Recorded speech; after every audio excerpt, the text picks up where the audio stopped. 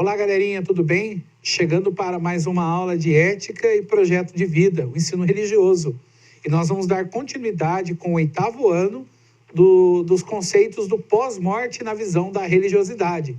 Nós já trabalhamos na aula passada sobre a ancestralidade, né? Falamos um pouco sobre o conceito do valor aos ancestrais, né? Citando a figura dos indígenas, dos africanos, né? De toda a tradição africana, enfim. E hoje nós vamos partir para 3 novos princípios: a crença na reencarnação, a ressurreição e o nada. Nós vamos iniciar, então, olhando mais uma vez essa tela, que é a árvore da vida. É uma referência tribal, onde se fala sobre a origem da vida. E a grande dúvida é: para onde iremos após a nossa vida? Quero retomar com vocês um pequeno conceito que toda a religiosidade é baseada na morte. Então, todo projeto de vida é baseado na morte. Eu, como cristão, vivo uma vida regrada para ressuscitar no céu. Eu, como budista, eu vivo uma vida regrada, metodológica, para reencarnar. E assim por diante. Tá? Vamos lá, então. O nosso primeiro conceito hoje nós vamos olhar é reencarnação, na tela. Isto é, ter a carne de novo, voltar à carne, voltar a viver. Para o budismo, o espiritismo e algumas outras religiões, a pessoa volta a viver num novo ser. Pode reencarnar várias vezes até atingir a perfeição, quando então está livre desse ciclo. Para as religiões que acreditam no princípio da reencarnação, a vida é um ciclo. Então, por exemplo, quando você vive numa vida um ciclo que não se completa por uma falha ou porque precisa se atingir uma perfeição em algum aspecto, você volta numa outra vida em busca de alcançar o ápice desse ciclo. Então, o ciclo só se encerra quando você busca a perfeição. Há religiões que falam sobre que você reencarna e à medida do seu comportamento, do seu modo de vida, vai determinar a sua próxima encarnação. É interessante, por exemplo, lembrar da sociedade hindu, as aulinhas de história um pouquinho. A sociedade hindu ela é baseada no estamento, ou seja, não há mobilidade social. A tradição hindu, na antiguidade, dizia o seguinte: quem nasce, vamos falar de profissão, quem nasce médico, ele só pode ser médico. Ele é filho de médico, ele só pode ser médico, ele não pode ser advogado. Então ele está preso naquela condição.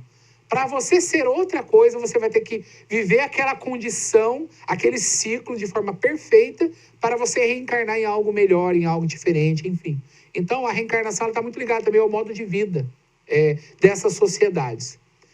O espiritismo acredita também no princípio da reencarnação, no princípio de que a alma ela vai vir... a pessoa que faleceu, ela faleceu diante de uma circunstância, então ela reencarna numa circunstância melhor, né? Como recompensa de um sofrimento vivido, enfim. Então a reencarnação é voltar à carne para viver um novo ciclo ou para completar um ciclo já vivido em outras vidas. O princípio também que nós vamos conhecer hoje é o princípio da ressurreição. É o entendimento que a alma volta a ter vida e ressuscita para uma vida nova, não mais humana, mas sim espiritual, no ambiente chamado de céu ou de inferno. Os seguidores do judaísmo, cristianismo e islamismo creem na ressurreição, porém com concepções e características particulares. Olhando na tela ainda, nós vamos ver esse campo de girassóis.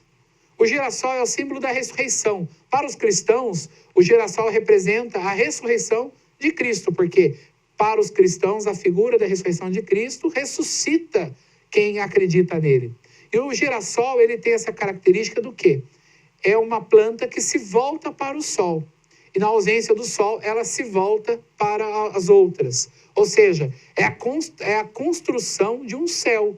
É a representação de que a vida é eterna.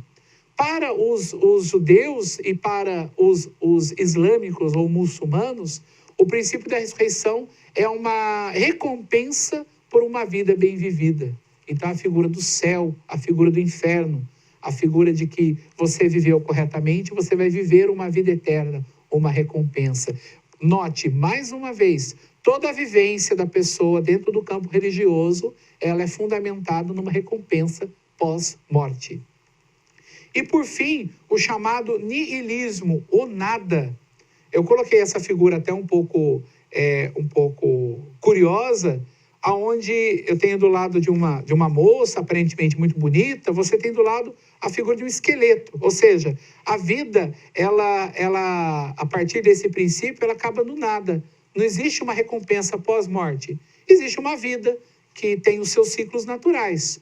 O nascer, o crescer, o desenvolver, reproduzir e morrer, né? Muito simples.